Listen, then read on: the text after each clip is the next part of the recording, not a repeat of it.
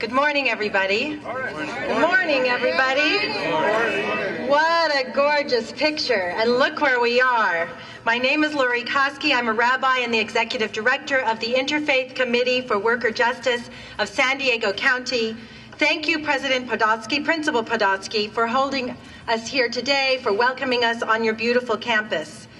We are standing here at Hoover High School on this morning because this is one of many San Diego Unified School District school sites that will be direct recipient of local Prop S and federal stimulus monies.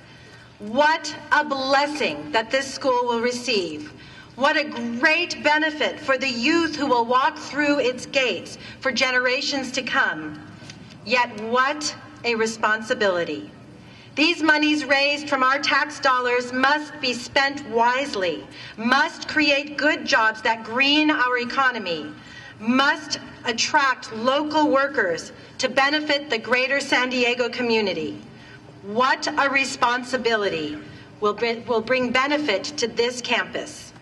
So we are standing here today to announce to you a new coalition made up of local community, faith, labor, and political groups that have been part of attracting this money to San Diego and shaping its conditions on the federal level.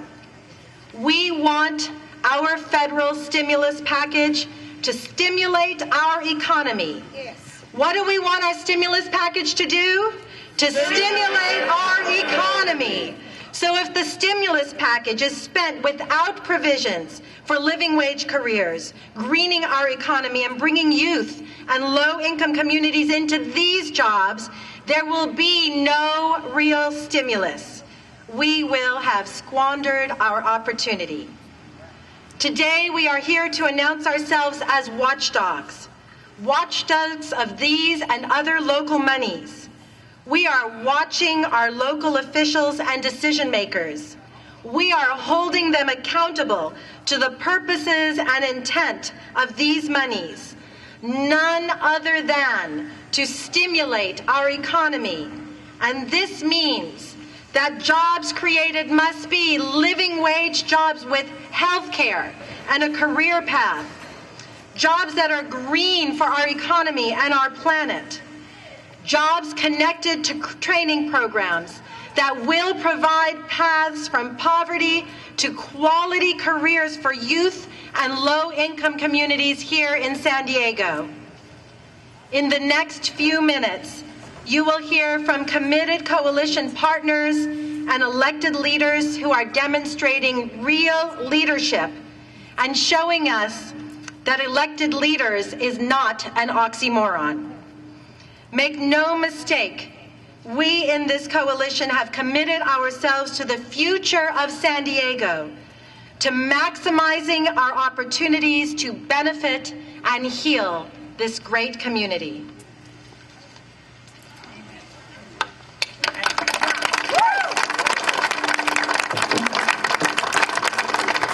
Good morning. My name is Lorena Gonzalez, and I'm the Secretary-Treasurer of the San Diego and Imperial Counties Labor Council, representing 120,000 union families in San Diego and the 124 unions that represent them. I'm happy to be joined today by so many leaders in our community, all of whom care about raising the standard of living for every San Diegan.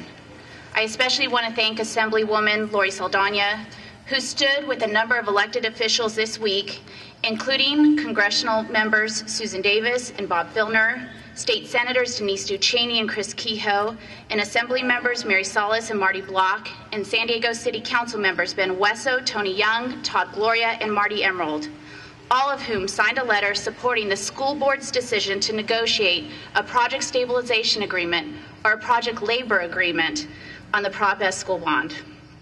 They know what we in organized labor have always known. The best way, in fact, the only way to build a strong middle class in San Diego, and specifically within the construction industry, is by creating more union jobs.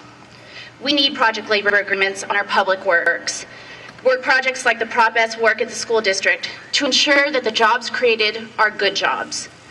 We learned this week in a study released by the Center on Policy Initiative that workers in the construction industry top the list of chronically uninsured employees. The CPI study found that more than a quarter of construction workers lacked insurance for an entire year, and that the percentage of those uninsured at any point in the year was 40%. This number would be even worse if it weren't for unions. Unions have fought hard for workers in this dangerous industry to receive health care, and for those health care benefits to travel with them from employer to employer, which does not happen in the non-union construction industry. Unions are fighting for a project stabilization agreement at the school district because it levels the playing field for all workers in the construction industry, union and non-union. A project stabilization agreement is the only legal way to ensure that local workers are used when we're using taxpayer money, and to ensure that those workers are provided with health care. I urge all of you here today to continue to support our school board and the PLA that they're negotiating, and union jobs, not only on the Prop S school bond project, but on all projects utilizing any taxpayer funds. Thank you.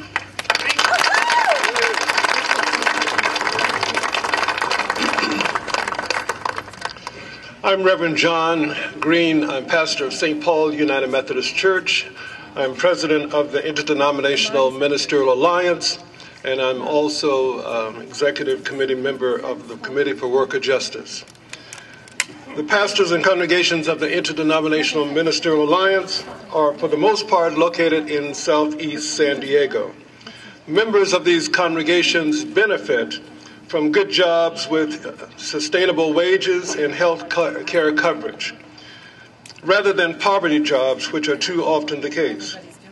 And this is true for also the thousands of members of the Interfaith Committee for Worker Justice, connected congregations throughout San Diego County, and is also true for my own church congregation. Prophet Isaiah said, "In the days of old, behold, I will create a new heaven and a new earth." This is our chance to do that in our own community. The Interdenominational Ministerial Alliance has joined the San Diego Coalition for a Strong Middle Class and supports San Diego County Unified School District's Construction Careers Agreement. We strongly agree both federal stimulus and local money should create living wage jobs with access to quality, affordable health care and real career paths for workers who may have limited employment options. These jobs should be connected to training programs that provide paths for low-wage jobs to quality careers, both for low-income communities. Not only is it right, but these dollars are tax dollars, our dollars, yours and mine. So during these difficult times, we have an incredible opportunity to work together and ensure that the economic decisions that we make today are ethical, that are grounded in our faith traditions, and will benefit and protect workers in our communities, not only today, but for years to come. Thank you.